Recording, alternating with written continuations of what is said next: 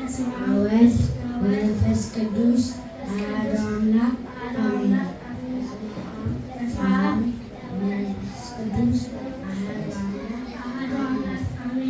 ዛሬ የምናቀርብላችሁ አምስቱን አዕማደ ምስጢር ሲሆን ከአምስቱ አዕማደ ምስጢር ሁለቱን አዕማደ ምስጢር እናቀርብላችኋለን። አምስቱ አዕማደ ምስጢር እነማን ናቸው? እነዚህ ናቸው። እነማን ናቸው? እንዘርዝራቸው። ምስጢረ ሥላሴ እንማራቸው። ምስጢረ ሥጋዌ እንወቃቸው። ምስጢረ ጥምቀት እንማራቸው። ምስጢረ ሙታን እንማራቸው። አምስቱ አዕማደ ምስጢር እነማን ናቸው? እነዚህ ናቸው።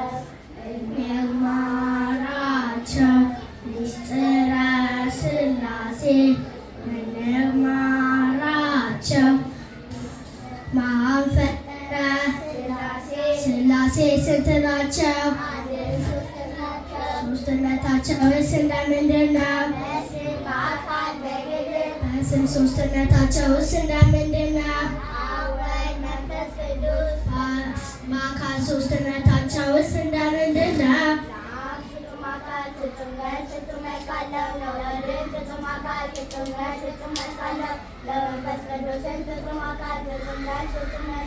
በግብር ሦስትነታቸውስ እንደምንድን ነው?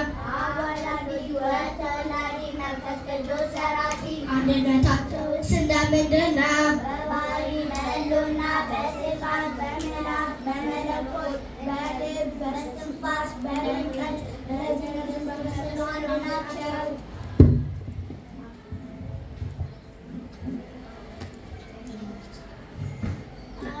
ምን ማለት ነው? የማን አባት? የወልድ። ወልድ ማለት ምን ማለት ነው? ልጅ። የማን ልጅ? የአብ። መንፈስ ቅዱስ ማለት ምን ማለት ነው? ሰራጺ። ከማን ጸረጸ? ከአብ። መንፈስ ቅዱስን ካጸረጸ አይንቃቸውም? ምንም አይቀድማቸውም? ምንም አይንቃቸውም? ምንም አይቀድማቸውም? ምንም። ለዚህ ምን ምስክር አለ? ሄራክሊስ የሥላሴ ቅድም ናቸው። አሚን ናት። እነሱም በስም ናቸው፣ ትክክል ናቸው ብለዋል። በስም በአካል በግብር ሦስት ናቸው ካልን ሦስት አምላክ እላለሁ። አንድ አምላክ እላለሁ እንጂ ሦስት አምላክ አልልም። ለዚህ ምን ምስክር አለው? አብ አምላክ ነው፣ ወልድ አምላክ ነው፣ መንፈስ ቅዱስም አምላክ ነው። አንድ ናቸው እንጂ ሦስት አምላክ አይባልም ብሏል አትናቴዎስ በሃይማኖተ አበው። የአብ ስም ተለውጦ አብ ወልድ መንፈስ ቅዱስ ይባላል። የወልድ ስም ተለውጦ አብ መንፈስ ቅዱስ ይባላል። የመንፈስ ቅዱስ ስም ተለውጦ አብ ወልድ ይባላል። አብ አብ ይባል እንጂ ወልድ መንፈስ ቅዱስ አይባልም። ወልድ ወልድ ይባል እንጂ አብ መንፈስ ቅዱስ አይባልም። መንፈስ ቅዱስ ሊባል እንጂ አብ ወልድ አይባልም። ለዚህ ምን ምስክር አለ?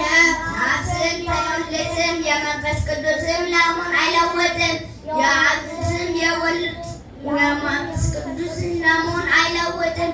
የመንፈስ ቅዱስ ስም የአብን የወልድ ስም ለመሆን አይለወጥም። አምስቱ አዕማደ ምስጢር እነማን ናቸው? እነዚህ ናቸው። እንማራቸው። ምስጢረ ሥላሴ እንማራቸው። ምስጢረ ሥጋዌ እንወቃቸው። ምስጢረ ጥምቀት እንማራቸው። ምስጢረ ቁርባን እንወቃቸው።